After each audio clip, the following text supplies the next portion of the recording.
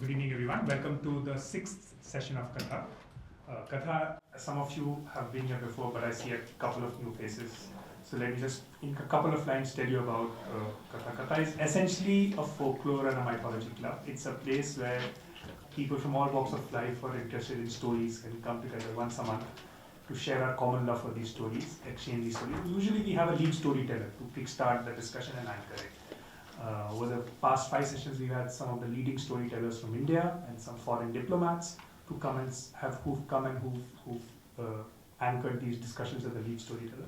Today, I'm delighted to invite Nitten Nair to come and be the lead storyteller for today's Katha session. He runs a very popular website called Mythlok and an equally popular podcast by the same name. Nitten will tell you a little bit more about his life journey, maybe in a couple of minutes before you talk about the stories that you want to discuss. Nitten said that since we are meeting around Equinox, which is one of those 2 times in the year when the day and the night are of equal duration, he said that let me talk about sun and moon stories from around the world. And I thought that was such a great concept for a Katha session. So Nitten, I'll ask you to maybe speak for about 10, 15, 20 minutes, and then we'll all chip in with our thoughts, our responses to the stories you've shared. But there's one innovation that we want to do for today's sessions. We've not done this for any of the other Katha sessions.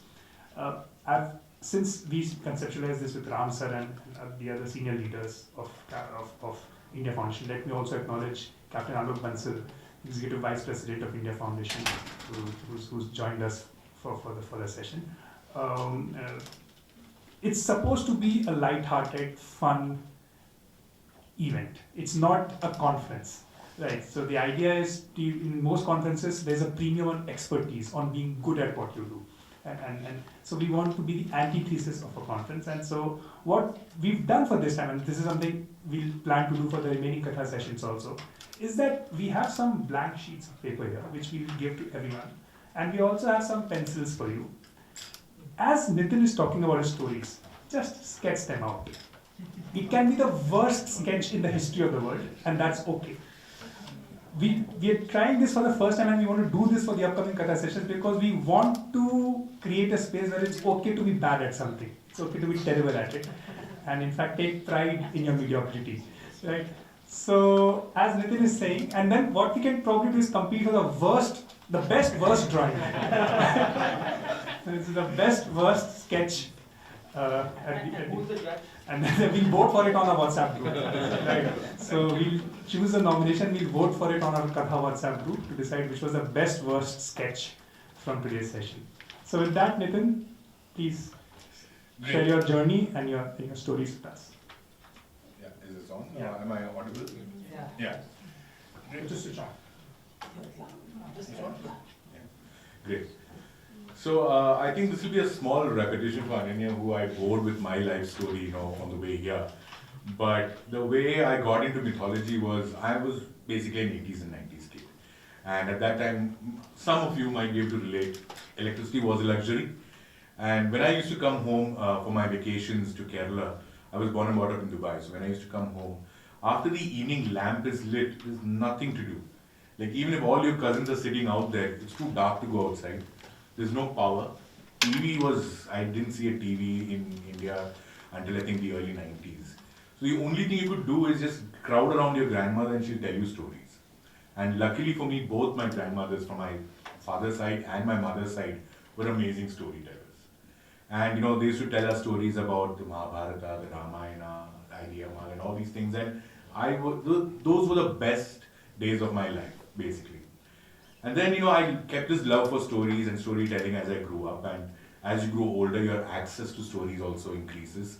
And slowly you get introduced to stuff like Egyptian mythology, Greek mythology. And I kept reading.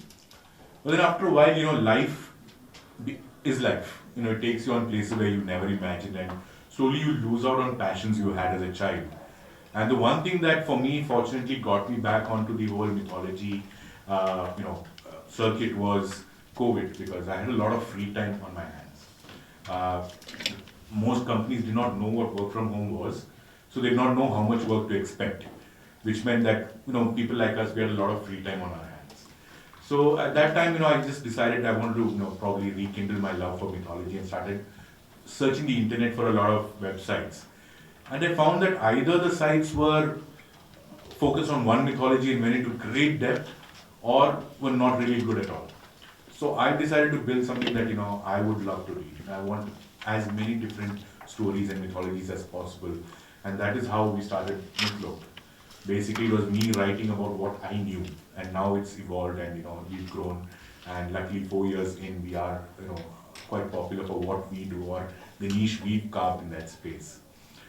As part of that, I started talking about mythology a lot more, and I started putting myself out there. Once I gained the confidence that I knew enough not to make a fool of myself, and when Apu contacted me, I was like, yeah, brilliant. This is a great session, great place to talk about mythology, and the fact that he said that there's no, we're all competing to see who can be the worst, and I'll do my best as well to make sure that you leave from here with zero expectations from me going forward. And the reason I chose the story of Sun and Moon is because when Apurva called, I was actually reading about Equinox and the different kind of stories are there outside in the world. And while we were speaking, I just suggested it to him, and he was all game for it. And so I decided, yes, why not? Because the sun and the moon are probably the two things that every civilization out there thought about, came up with theories as to what they are and why they existed and how different things that happen out there. Even today, we look up and we look up at the sky and we say, we compare many things to the sun, as passionate as the sun, as beautiful as the moon, etc. So it makes sense for us to talk about stories from around the world. And today I'm going to take you through 5 stories that have different, endings, different themes to it, but all related to the relationship between the sun and the moon. So first we'll start with the Philippines, then I'll take you to northern Canada and Greenland with the Inuit mythology. Then we'll focus on the sun mythology from South Africa. And finally we move on to Japanese, and then we'll end with our Indian mythology. And hopefully more than what I explained in terms of relationships or interconnectivity, you guys can see the different lines that can be drawn between them as well. Yeah? So we start off first. I have some notes. I'll just be looking at it once in a while because I write better than I speak. So we start off with Philippine mythology. Now, one common trope among most mythologies around the world is that the sun and the moon are related in some way or the other. Most of them, either they are brother and sister, either they are husband, wife, either they are father, son, father, daughter, etc. And it's the same for Philippine mythology as well. You had Apolaki, who was the sun god, and you had Mayari, who was the moon god. Now, the creator god in most mythologies around the world have one thing in common. It's that they don't get involved in the day-to-day running of the universe, or they don't get involved in the lives of the people out there. Their main job is creation. They create and then they step back. And that's the same thing with Philippine mythology. The supreme god Bathala, he created everything, and then it was time for him to go, and he decided to step back. Now, the first question that came up was, who's going to rule the sky? Obviously, the sun god Apolaki stepped up. He said, I'm the most powerful out here. I'm the brightest. I control life. I provide sustenance to everyone out here. So obviously, I'm the ruler, and I'm going to take charge of the sky. And all his siblings were equally powerful in their own rights and their own fields. Didn't counter him because they felt, yeah, probably the sun, he should take it up. But there was a quiet voice that spoke at that point. That was Mayari. Mayari was the moon god, and she was considered to be the most beautiful goddess out there. She said something very practically. She said, Apolaki, brother, if you rule the sky, people will only know heat. They will only know light. There will be no balance. You need to share the sky. And probably the best person to share it with is me, because I'm the moon. I'm calm. I give compassion to everyone. I am, silver. It's cool. And people need to know when to rest. Now, this offended Apolaki quite a bit because he felt it was a direct question on his authority and his power. And immediately an argument started between the two. This argument went on for long and finally became a full-fledged fight. And Apolaki definitely was a much stronger warrior, but Mayari was not a weakling herself. She defended herself quite well. but the power of Apolaki proved too much. And in one strike, Apolaki actually hit her across the face and she fell down. The moment she hit the ground, Apolaki was devastated because he was arrogant, yes, but he was not evil. He felt sad immediately that he struck his own sibling, and he immediately went down on his knees and started to apologize. And then when he slowly moved her hand away from her face, that's when he realized that his strike had blinded her in one eye. The most beautiful goddess out there was now blind in one eye. He could not take it, and immediately he said, "I'm extremely sorry. Let's share the sky. I'm ready to do and agree to whatever pact that you have. I'm extremely sorry, I should not have done this." And Maya immediately she said, "Okay, fine. Let's do it that way. Let's split the day between us. You take the mornings, I'll take the evening." And according to Philippine mythology, that is how the day and night was split. Two gods, siblings, decided to work things out between themselves and they split responsibilities between them. Now, even today, the Tagalog people from the Philippines, they believe that the only reason the moon shines less brightly than the sun is because Mayari is blind in one eye. So the light that she emits for the people is cut in half. So that's how they explain the concept of how the night and day exists. Now the concept of separation of powers between night and day is not only stuck in Philippine mythology, it's there across many other mythologies as well. And the story of siblings or brother and sister being involved in this conflict is also common. And that's why I want to bring your attention to Inuit mythology.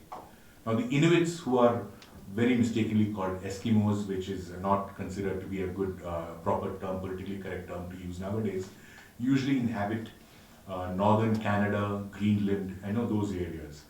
And those lands are extremely tough to live in. The winters are long, it's harsh, there's hardly any vegetation, there's snow, and life is hard, very hard.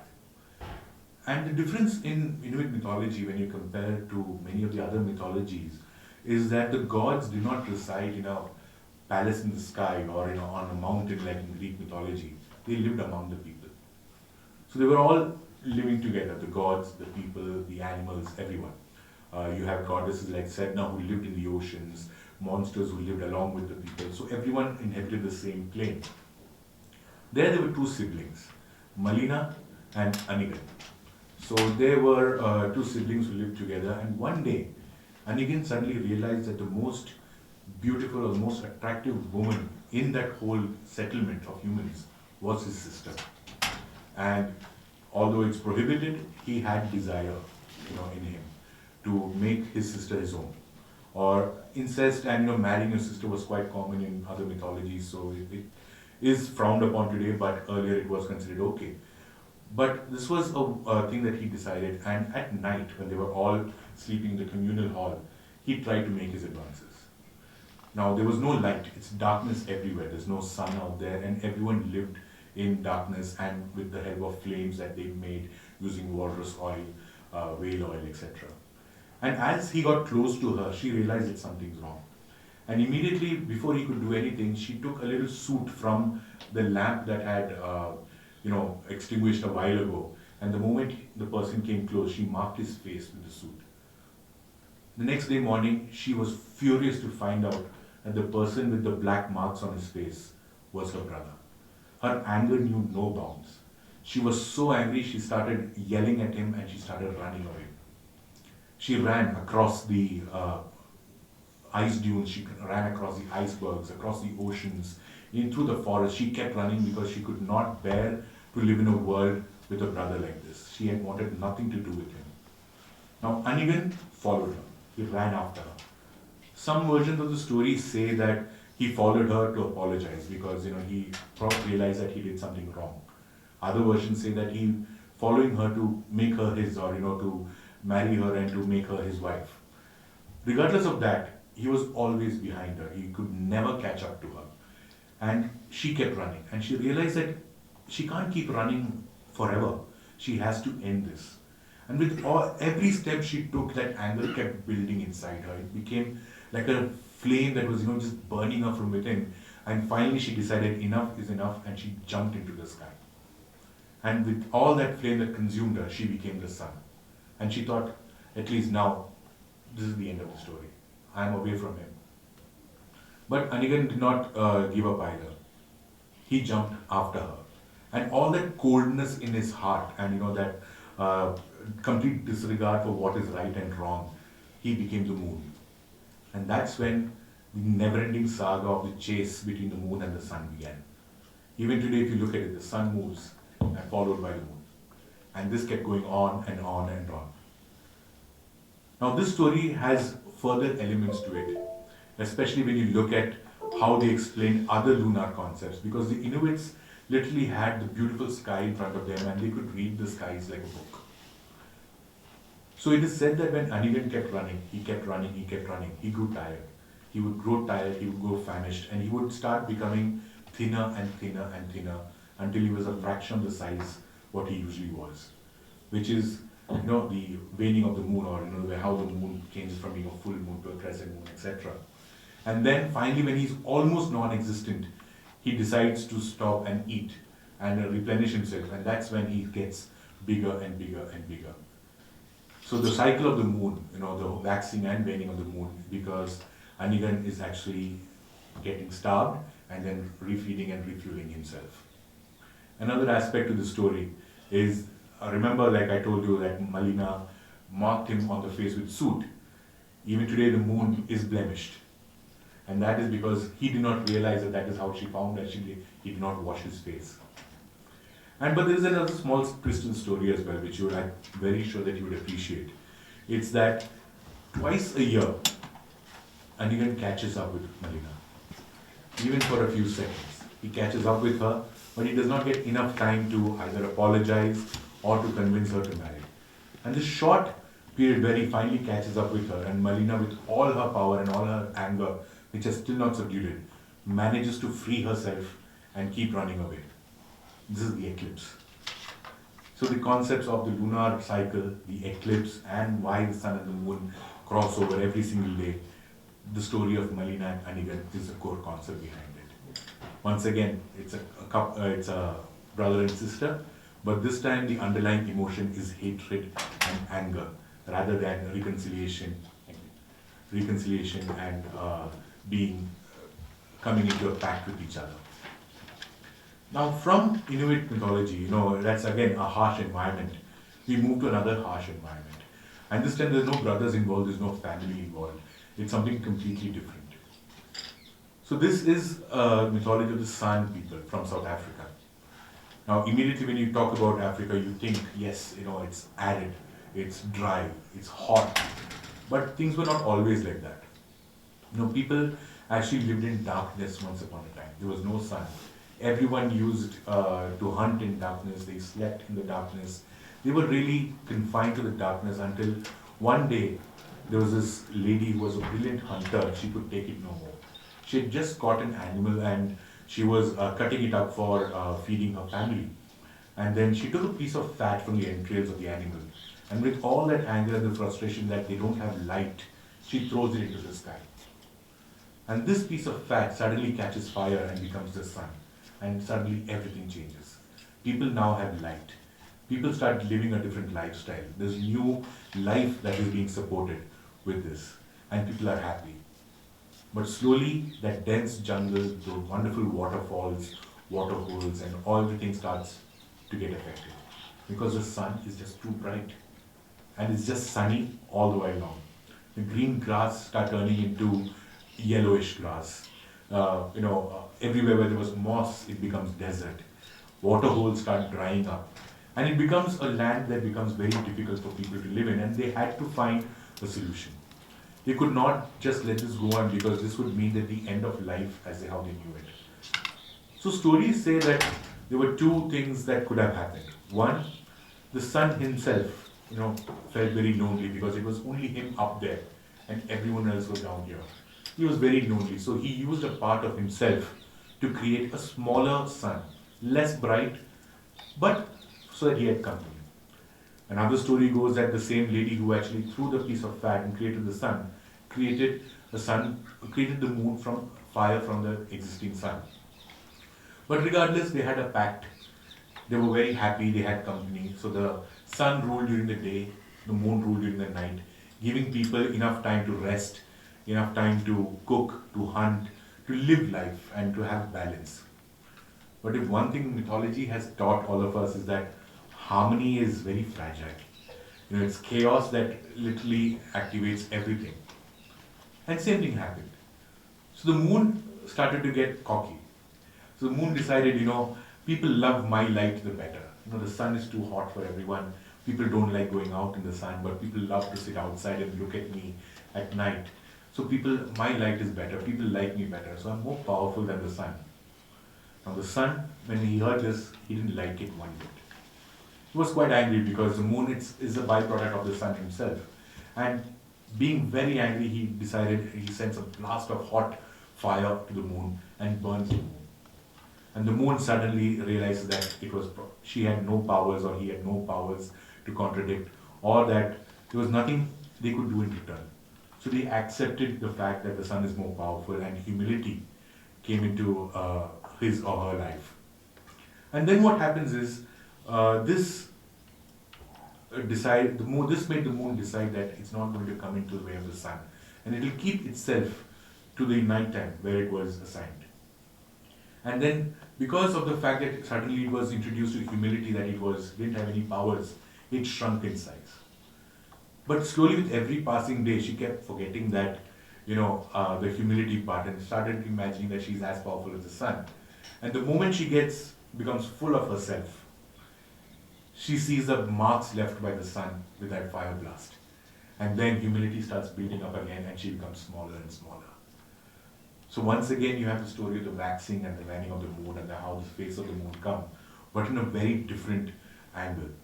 And this pact, however, lasts, where the sun just rules the day, and the moon goes through the cycle of forgetting the humility and becoming full of arrogance, and then suddenly realizing how she is now, and then shrinking back and letting humility back into their lives. Now, this was a life lesson for the people themselves, that power, is something that you have to earn, and that being humble and having humility in your lives helps create a balance in your own lives and your relationship with people. So the Sun people went ahead, and this was their belief. And now, if we actually look at the current, arid environment in southern Africa, there are places that have lush rainforests like the Congo Basin, etc. But South Africa, or at least the place where the San people live, it's a mix of both arid land as well as lush greenery. And that is because they intervene just in time to ensure that the sun does not take up the entire time of the day. So that's how the San people explained it. And now, another reason now, many mythologies don't end with this pact where they have come to an agreement among themselves. Just like the Inuit, there's another mythology which constantly talks about the fact that the sun and the moon can never be together. That's Japanese mythology. In Japanese mythology, or according to the earlier times, what they believed in was the sun and the moon mingled and were present together at the same time. So they shared the sky at the same time. And both of them had equal complementary powers, which actually helped bring about the people's lives, and help them move on with their lives. The sun god was called Amaterasu, and the moon god was her brother Tsukuyomi. And one day, what happened was the goddess of food and sustenance, Uchemori, decided to give a feast, and she invited everyone. Now Amaterasu was a little busy; she couldn't make it, so she sent Tsukuyomi there as her representative and said, "Brother, you go represent the both of us, enjoy the feast, pay your homage to her, and then come back and thank you for representing us in advance, because you are going to represent the sky, and so please conduct yourself in a manner that benefits our relationship and our stature within the pantheon." So he goes there, and the goddess of food had a completely different idea. Now, when Tsukuyomi went there, he expected the best of food to be placed on the table. The best of meats, most amazingly polished and cooked rice, fruits, exotic fruits. But when he went there, he didn't see any baskets, he didn't see any bowls, he didn't see any cooking, nothing. What the goddess of food and nourishment decided was she's going to serve the people with her body itself. So from her mouth came the freshest fish possible. It was placed before them. From her hair came rice, rice that had been cooked perfectly. From her body came different meats. So she used different parts of her body to create food and fill that table in front of them with the best food out there. So according to the goddess, this is something that with a gesture that cannot be replicated by anyone. She's offering herself to the other gods and to the people, saying that yes, thank you for coming to my feast, and this is how I'm paying my respect. But Sukoyomi didn't see it that way. He saw it as an insult. He found it disgusting. He's like, how the hell do you call us here and insult us by offering us your body to eat? This is not how it goes. Arguments starts, and he in his anger kills the goddess of food. As she hit the ground, being the goddess of food and nourishment, even in her dying breath, her eyebrows became silkworms, cattle emerged from her belly, her hair became paddy fields, and she decided to nourish the whole world even as she died. But even then, Sukoyomi didn't see it as something that was sacred or something that was self-sacrificial. He still considered it an insult. And when Amaterasu heard of this, she literally blew her lid. She was so angry that her brother would do something like this and insult, the goddess of food, and probably give them both a bad name because he was representing her as well. So she decided that I could never live with a brother like this. I can never live with someone having such a mindset. So I'm banishing you. We can never be seen together. So the moon and the sun, which till then occupied the sky at the same time, was split. And in Japanese mythology, that is how night and day came in, because the sun and the moon could never spend even a second together with each other. And when you look at the story then, what happens is constantly the sun, Amaterasu, she's still angry. And that is evident in the sun and the power and the fierceness that the sun brings. And Tsukuyomi is still cold and he's still alone. He's lonely, he's solitary. He's kicked out from the gods. He was, banished from everywhere where the gods gathered, because they all wanted Amaterasu to be there, and she would never be in a place in which Tsukuyomi would come. So when that happened, the moon became quieter, the moon became less dimmer, the moon lost its sheen, and sun and the moon never spent time together ever again. Now, I will bring you all back to Indian mythology, something that all of you would relate to. And the reason why I included Indian mythology in my mix, one, of course, is very close to my heart. And to show you a certain element from our mythology that you would find very different from all these other mythologies that I mentioned. Now, in Indian mythology, the sun and the moon, Surya and Chandra, they're not related. They don't function together. They don't have a fight. They don't have arguments. They don't have a pact. They are two different entities, ruling their own realms with their own freedom. And they have no conflicts between them, just like the others. There's nothing that you can actually say that yes, they have come together and this is the reason why night and day. It's basically they are two different entities ruling. But there are different elements that you can draw parallels from the other mythology. Now, one obvious thing is truly the fact that the sun is again the nourisher, the provider, the heartbeat of creation. Life depends on the sun. The sun is what sun when he goes across the sky with his chariot of 7 horses, with flaming manes and hooves creating sparks in the sky. This is very remnant of almost all the other mythologies where the sun travels across. And if you look at Chandra, the moon god, Chandra is associated with being calm, and he and his silver chariot, the night time being cool. And if you look at the extended stories of Chandra, he's associated with Soma, the nectar of that is used by the medicine men of the time. And also he is a lover's delight. So the people associate the moon with love, with beauty, etc. So these two characters, they are united by one demon, Rahu. So the story of Rahu is that Rahu was actually a demon who disguised himself during the churning of the ocean, and because he wanted the Amrit, or he wanted the nectar of immortality. But Vishnu saw through it and immediately sent his Sudarshan Chakra and beheaded him. But before beheading him, the drop of Amrit touched his lips, but it did not pass fully through.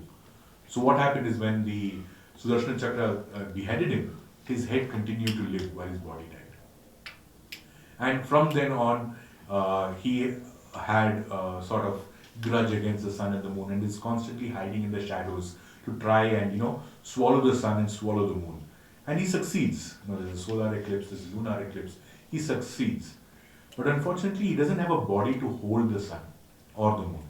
So the moment he swallows, it comes out. So that's why the solar eclipse and the lunar eclipse happen for a short time, but it happens because Rahu succeeds once in a while. Another concept that's explained, which you can draw parallels from, is the waxing and the waning of the moon, or the different phases of the moon.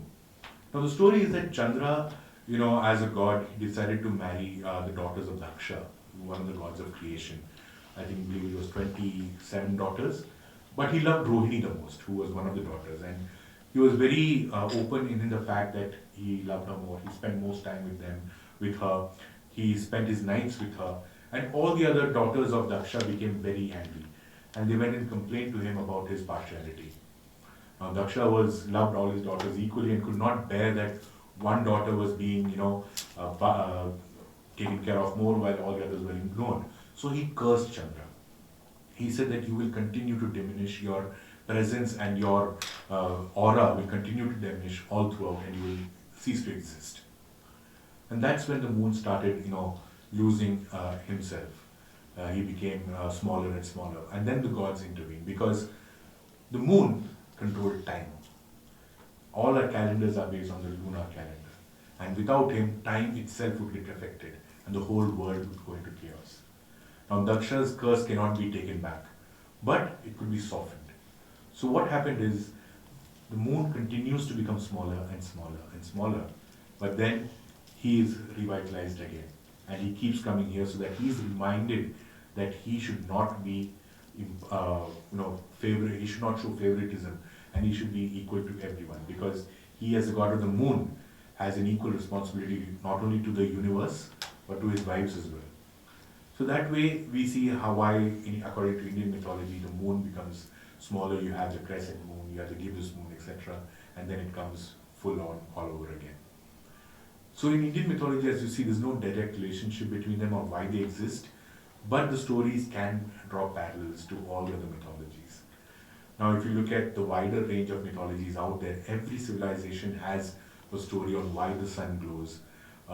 The Oceanian mythology, Hawaiian mythology talks about how Maui stopped the sun from traveling across the sky too fast so that the people had equal amount of day and night.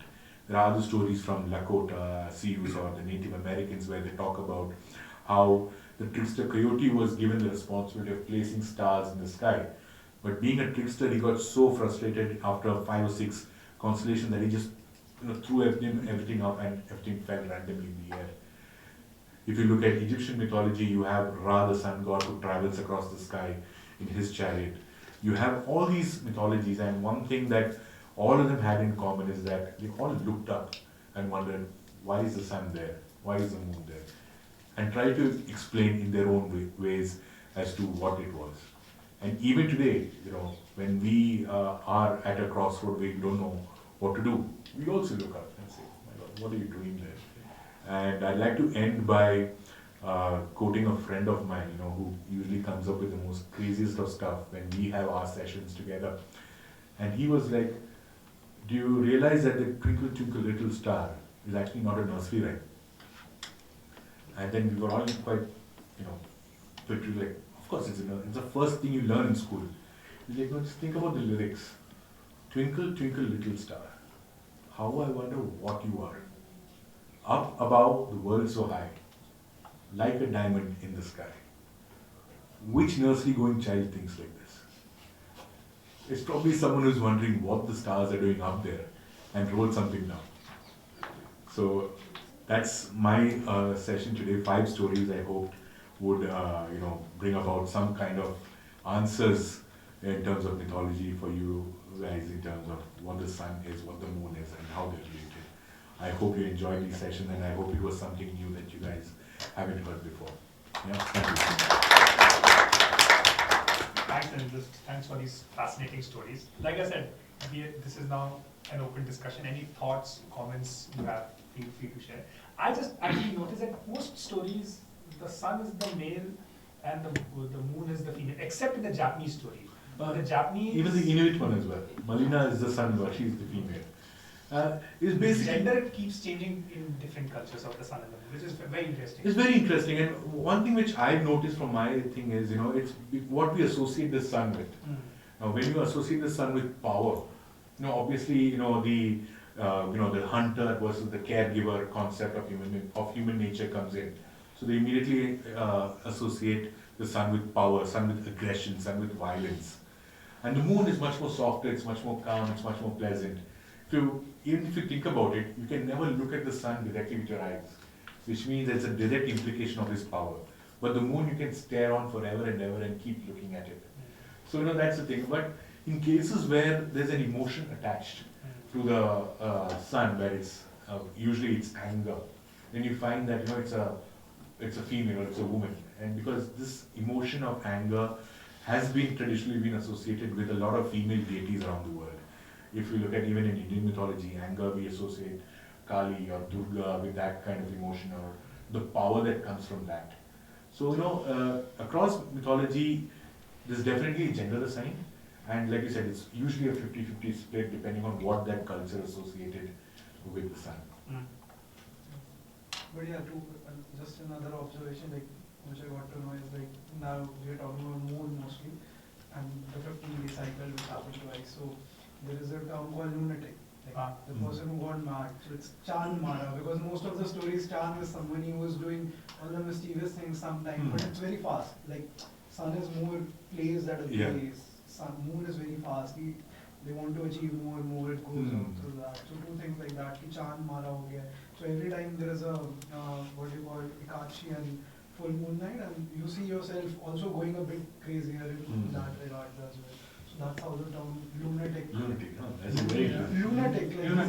Loony. Because the moon controls your mind. That emotion and the fast pace. Also, I think it's sexist and patriarchal somewhere there with hysteria and lunacy and the female thing. It's also patriarchal in that sense. And the moon is also associated with a lot of invisible control. For example, it controls the tides. People knew about that. It controls it was a lunar calendar was the most prominent calendar everywhere because people could observe the moon and the stars much more easier than the sun. And it was more consistent because you knew exactly in 15 days this is what the moon is going to be. So the twist to that Rohini tale is that he's full moon when he spends the night with Rohini. And that's where he's in his total resplendent form, the moon. And when he otherwise then he shrinks and... Yeah, that's one angle. As you know, you can always interpret it in different ways. True. Yeah. And even the story, Somnath Jyotirlinga is based on this story. Exactly. So what's the story? This moon was cursed and he prayed to Lord Shiva and then Somnath Jyotirlinga, first of all Jyotirlingas was here. So it's even told by the tourism department that one goes there. And interestingly, in numerology also, moon is the planet of emotions. Yeah. So people who don't have good moon are those who are emotionally unstable, who have very outbursts, career paths. They are going here, then they will go somewhere else. So moon is that planet.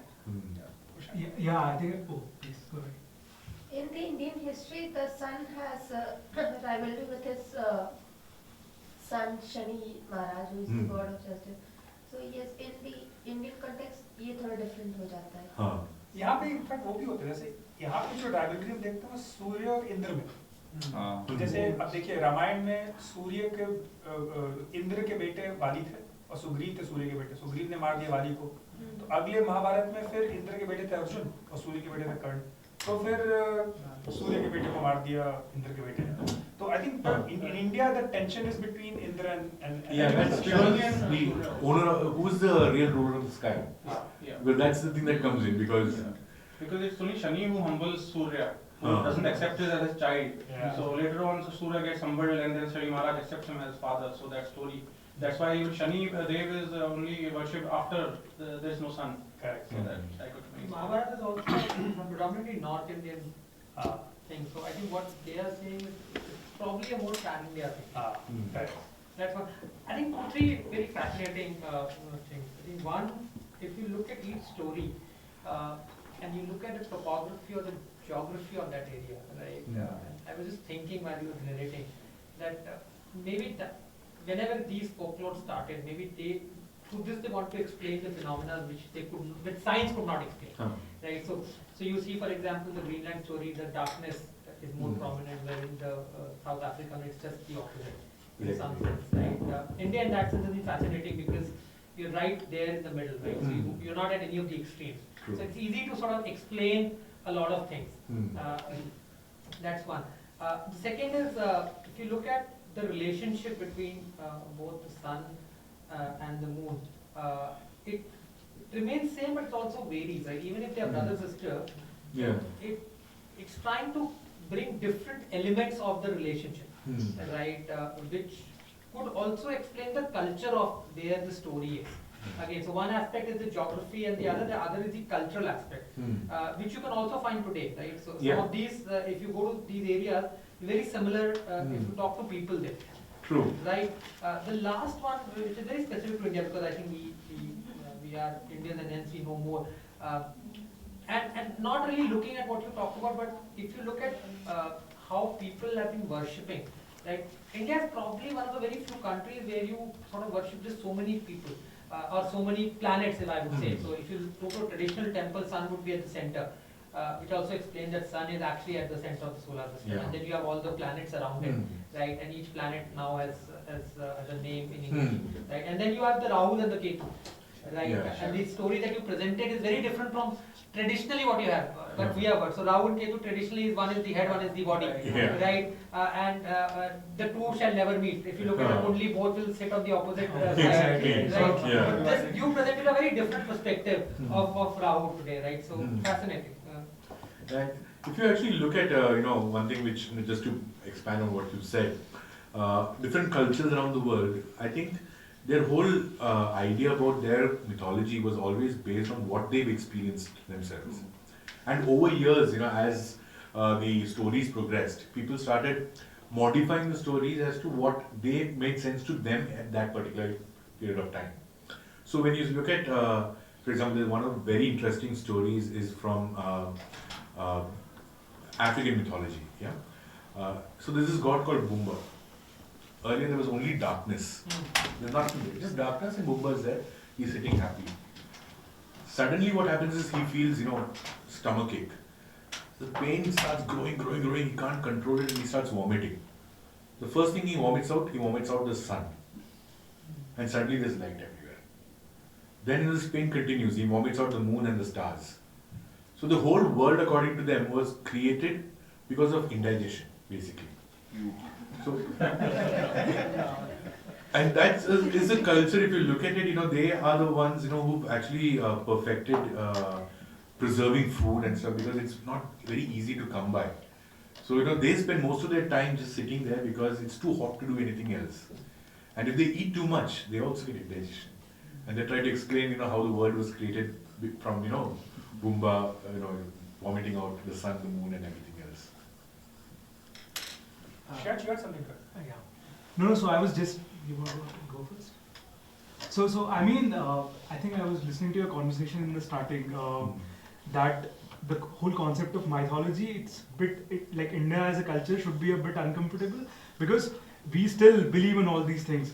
But adding on to that, I think not just at the cultural level, even at the individual levels, because every time I hear about sun and the moon, I relate it to my kundli, because I believe in astrology. Okay. So if I'm going through an emotional phase, I will go and see, okay, what moon dasha am I going through, or if so what I'm saying is, this is maybe I don't know about other cultures, they do have things like this, but I think if a thing is decentralized to personalized, to a personalized level, I think then its shelf life is much more than. What are your thoughts on that? Yeah, absolutely. Because one of the things which I said is the reason why we, as in Indian mythology, still believe so strongly is because this link has never been broken. No matter how far back you want to take it, some people say 13,000 years, some people say 23,000 years. But as a civilization, we've continued this belief system from then. It is not broken. For example, if you look at the Egyptians, they believed in Ra, they believed in Thoth, they believed in Seth. But then all of a sudden there's a period where the civilization just ceased to exist. And today they're all Muslims. If you go to South America, the Mayans, the Aztecs, the huge civilizations, they're still there, as in remnants of their civilization, but they all disappeared in a matter of years because the Spanish brought smallpox with them. If you look at, if you look at the Native Americans of the US, go to Arizona or go to one of these reservations and settlements, they have a culture which they still believe in, and they connect to it very, deeply. They're still named, Sleeping Buffalo. They have that Native American name, which ties them to their tribe and to their, whether they are Dakota, whether they are Sioux, Apache, Blackfoot, whatever, Creek. They're still connected to it because even their lineage has not been, broken anywhere. So the fact that they personally I can relate to that, to the belief, has a huge impact on how much I believe. Rather than saying that yes, my ancestors, 700 years ago believed in this, I don't have a personal connection. And for you, like one of the things, like you mentioned, astrology, immediately you connect. For some others, there might be a temple where they kept going as a child. They connect with that. So the moment you draw a personal connection to the stories, it stays with you longer. There's a higher chance that you'll pass that on to your child as well, the next generation. I think one of the reasons, if you actually go into the history of it, we as a culture were able to put all the rituals, all the things on a piece of paper or whatever, because in a written thing and then get passed on. And hence you, except for the Indus Valley civilization, which we've not been able to decipher what they've written, most of the ancient sort of stuff is still, you can probably read through and that will still make sense today. But we still do have oral traditions. Oral anywuches, oral to carried anywuches is through there. and through by our rishis. Correct. No, oral anywuches was getting passed on at some point of time, you documented it, right? So you made a proof of it. Right. So if somebody wanted to go back and understand why I'm doing this, right, he could go and read that, oh, this is the reason why I'm doing this. Right. I think even the documented ones, they're not top down, it's all bottom up. Yeah, correct. It's all bottom up. Correct. And the way they evolved over time. Yeah. So there was scope of evolving also. You had something to add. Sorry, I didn't get it. Sir mythologically human ने हमेशा को सन को powerful की तरह से देखा, इसीलिए हमने जैसे जस्ट थोड़ा सा इसीलिए हमने पॉलिटिकल पावर को भी सन से जोड़ा, जैसे सूर्यवंशी, जापानी किंग इज आल्सो सन, इसीलिए हमने इससे। और लेकिन फिर इंडियन मैथोलॉजिकल में थोड़ा कॉन्ट्रास्ट आ जाता है, हमने चंद्रवंशी भी देखा, Suryavanshi Chandravanshi, this religion. No, see, again I'm telling you, whenever you look at the sun, ठीक है, sun का direct relationship है power से, okay, तो example मैंने दिया, कोई sun को आँख उठा के नहीं देख सकता, ठीक है, so immediately when you look at the sun, you bow your head automatically. That brings that element of power, superiority, authority, or it's very common knowledge from ancient times that the sun sustains life. If sun is there, plants grow. Plants are there, herbivores feed, carnivores feed on them. So the sun is crucial to life. And everything revolves around the sun. So once again, there is that element of power that comes in. Now we were one of the very first ancient civilizations to accept the fact that the sun is the center of the universe. Yeah. Where everyone else, they believe that the earth is in the center and the sun revolved. I mean, basically, if you look at not even ancient Greece, in the recent past, many philosophers were killed for saying that. Copernicus. Yeah, he was killed. Yeah, so it's very recent if you look at the timeline. And like you said, Suryavanshi, almost many of the major kings from India claim to be Suryavanshi, have their lineage from the sun. Japanese, they claim, even on their flag, they have the rising sun, which is their of power. So, the sun has always been associated with that element of power, authority, or, the ability to command or be the core of the center of the universe. So that's why people see that. And even if you look at South American mythologies, many of them associate with the moon as well, in terms of they built their whole complex structures dedicated to the sun, but never ignoring the moon. Yeah. The moon is also an equally important part of that. And why the moon does not get a lot of prominence is because the night sky, the stars take all the prominence. Position of the pole star, different constellations, astrology as well, different positions of the stars that determine, where you are, the planets. You see all your planets only at night. So the moon definitely becomes a background artist in its own movie production. And the moon is associated with being calm, with being, kind, being beautiful, soft. So these are the categories that are generally associated with the moon, which obviously a king wouldn't want, or a political party wouldn't want to say we are soft, we are kind, we are nice. But I think one more thing, one observation that I saw was that in Islamic cultures, we see moon and stars taking more prominence over what you call sun. So that is also a contrast that we see. Exactly, brilliant point. And the reason why I believe this is, okay, again, it's my personal opinion. Islam originated in Arabia, where it's just too hot to go outside in the morning. So for them, that is really right, sir. Yeah. So then, for them, their whole world, or their community was built in the night. So for them, Two more points. I think one point is clear. I think one more point on this is also historically they wanted to be an anti of what was already happening, right? So somebody had already taken up the sun, so they wanted to take up.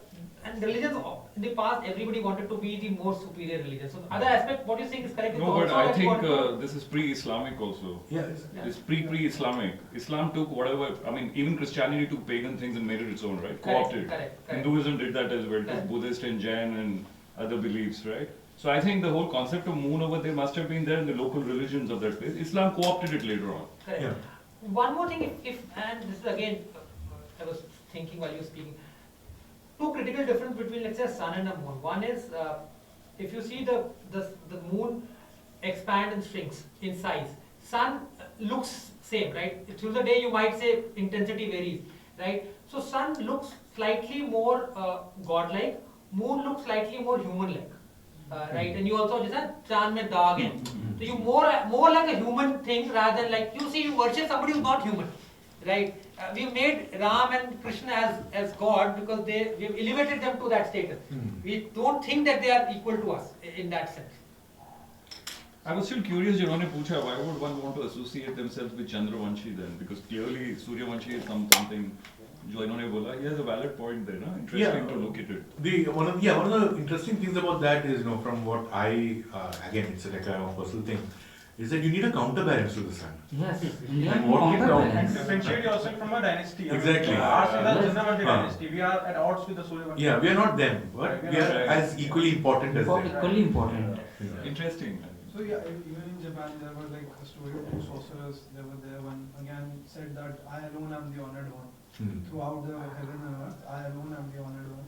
And it's killed by another sorcerer who got his power from moon. So again, counterbalance was like that only. That one says I'm the strongest, the other says no, you are not in that regard. So there was this one story. Also, the one interesting thing about the sun and moon is the role that they play in astrology. So, for example, Western astrology is sun signs. Yeah. We have moon signs. Right. Yeah, moon signs. Because there's a reason, because these are the only two planets visible by the naked eyes. Others cannot. Solar calendar, lunar calendar. I think just like this point that you made about the fact that they are visible gods, they began to play such a big role in also the individual lives of each of the people around the world. So, how we हम अपने astrological chart में देखते हैं सूर्य कहाँ है. Like for example, my father tells me that he's an amateur astrologer. He tells me that in India, every planet has an association with some relative. Yes. Right? Sun is father and moon is mother. Is the mother, Yeah. right? So it's very interesting. So for example, Shani is associated with those who are below you, your servants, your laborers, juniors. Jupiter is associated with your gurus. People who learn from. Right. So it's very so the fact that the sun is associated with the father, the authoritarian, the angry. Moon is associated with the mother, caregiver. Right. I think some of those associations, they sort of, you see them across many different aspects of life. And one more thing is that the sun and the moon were the two consistent things in all their lives. Yeah. One of the biggest examples I say is if you go to South America and look at what the Mayans and the Incas and the Aztecs built, they've built such huge structures with the 100% confidence that the sun will pass through this small, door every year for the next millions of years. Yeah, all our sun temples also, right? Motera and Konark. Yeah. And, Yeah. Exactly. It's built to that precision because it was consistent for them. Nothing else. The weather they could not determine. What, how other people reacted. The floods, rains. Nothing they could predict. But the movement of the sun and the moon they could predict. Stonehenge for that matter. Exactly. All those things. So, any specific thing about the equinox in Indian mythology?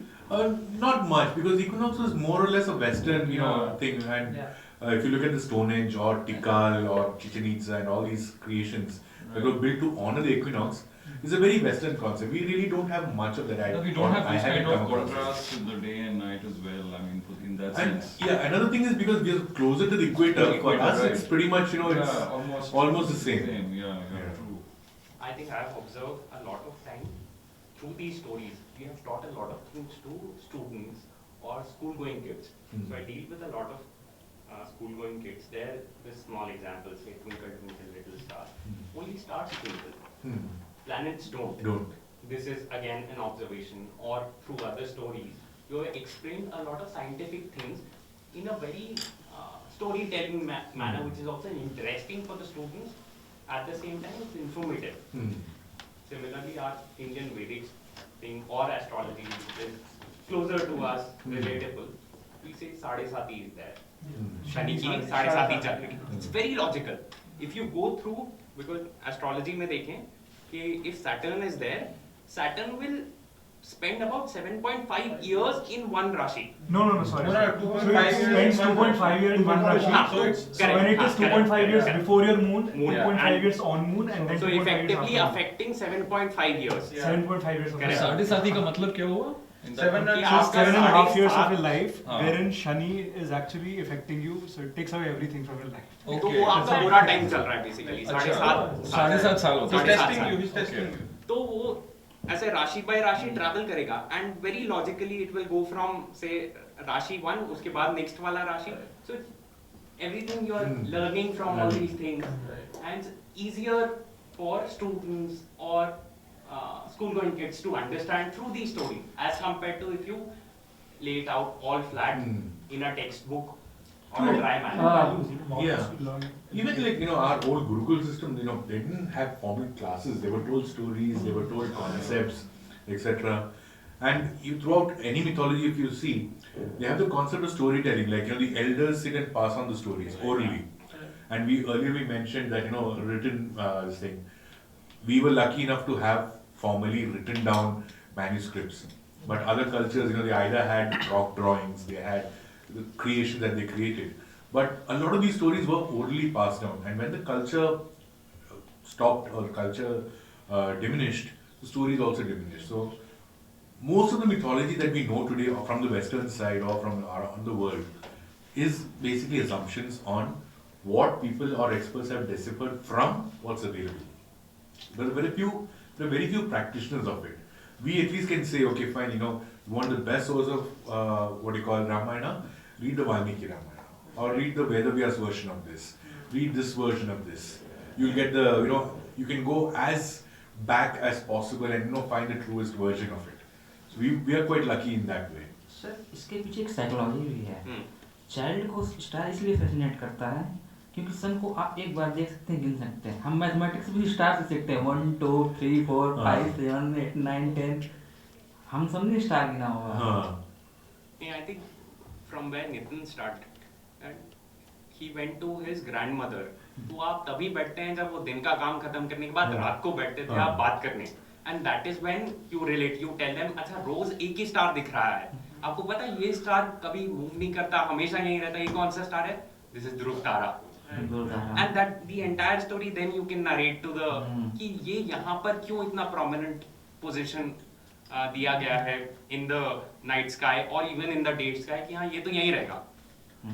So I think वो तब भी था कि हाँ free थे. They had all the time. Yeah, correct. No internet. And there was no pollution also in those times. There was no pollution also in those times. I think I come from Madhya Pradesh, so there was a time when there used to be a lot of power cuts. Tab we used to get a similar 80s wala time when we used to spend a lot of time with our parents or grandparents and get these stories. इसीलिए तो twinkle twinkle little star, हाँ। छोटे छोटे और इसीलिए हमने moon को mother से जोड़ा, तो इसलिए चंदा मामा. Maternal. And also, I think on this point of why would anybody want to associate themselves with the moon, but if you look at our own mythology, not mythology, I mean, I believe like Lord Shiva, he's carrying moon over his head. Yeah. Why is that so? Because his body is radiating so much of energy, he needs that balance. Otherwise, he can't survive. Exactly. So I mean, somebody as powerful as Shiva, he would need moon to survive. So I mean, On a lighter note, Chandrachud, I mean, he's in his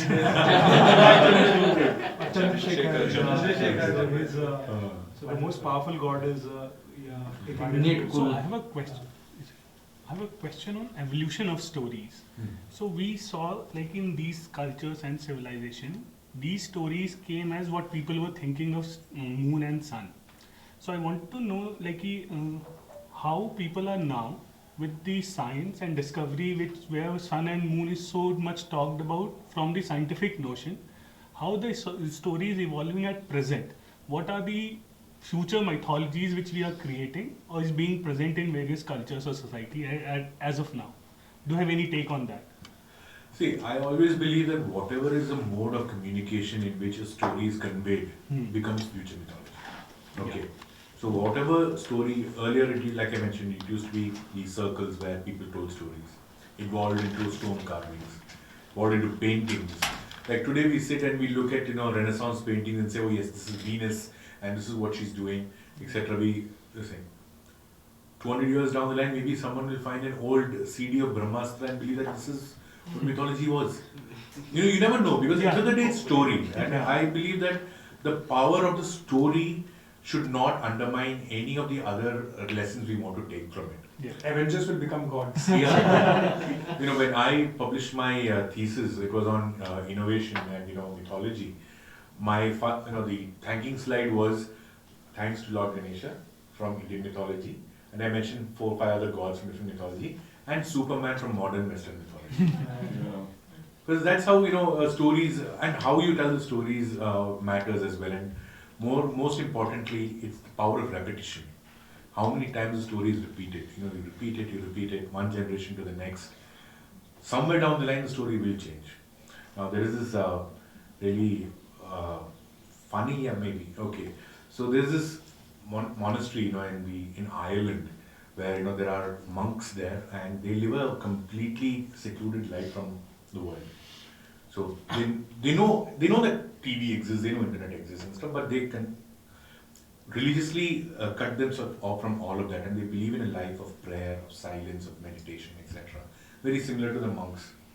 So after a period of 150 years, they decided that now it's time. Okay, our manuscripts and our old texts, they are getting spoiled, because they live in Ireland. It's near the sea, and a lot of environmental effects. So they decide, fine, we have to embrace a little bit of technology and probably transfer what is written in our old text to at least some kind of modern piece of paper or technology stuff, so that it can carry on for another 150 years. So there was this one monk who was given the task of translating the first set of books. So he goes into that library every single day. He goes there.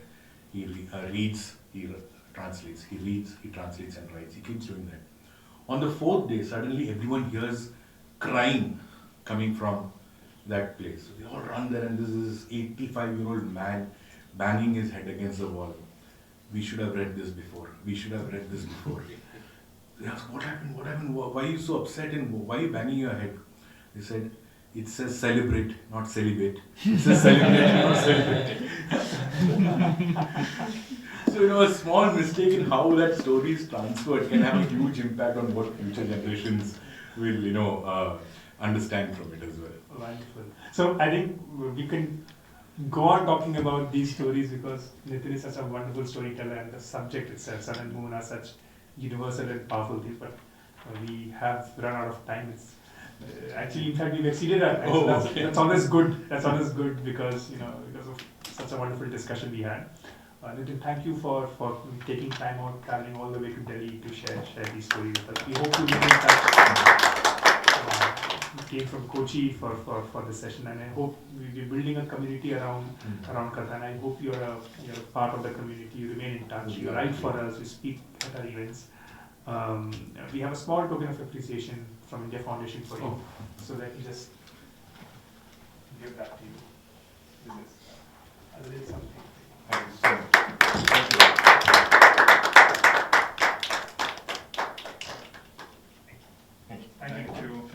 Thank you so much for coming. What we'll do with these sketches is that if you can take a photo of yourself, and then Ananya will collect it and she'll share it on the group. Take a photo and then give it to Ananya.